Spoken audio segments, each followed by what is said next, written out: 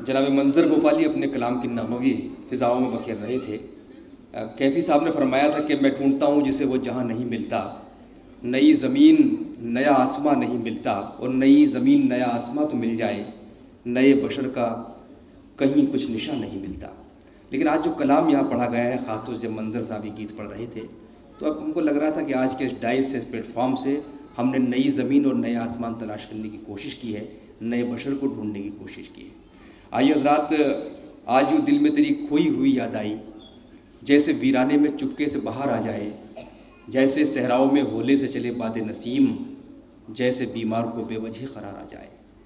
مشاعروں کے تپتے ہوئے ریگستان میں جب ہمیں اس باد نسیم کی ضرورت پڑتی ہے تو ہمیں محترمہ نسیم نکھت کی یاد آتی ہے۔ ڈاکٹر نسیم نکھت کی خوبی یہ ہے کہ انہوں نے ہندوستان کی نمائندگی باوقار شاعرات کے حوالے سے پوری دنیا میں کی ہے۔ شاعرات کو عموماً شک کی نظر سے دیکھا جاتا ہے شاعری کے معاملے میں، باہر کے ملکوں سے بھی الزام لگتے رہے ہیں، لیکن جب کوئی ایسی بات آتی ہے تو ہم بہت فخر کے ساتھ ڈاکٹر نسیم نکھت کا نام پیش کر دیتے ہیں، جنہوں نے لکھنوی تہذیب کو بھی بچایا ہے اور غزل کے حوالے سے نئے تجربات کیے ہیں۔ میں انتہائی ادب اور احترام کے ساتھ ڈاکٹر نسیم نکھت سے التماس کر رہا ہوں کہ وہ تشریف لائیں۔ سب سے پہلے میں دو باتیں کہنا چاہتی ہوں۔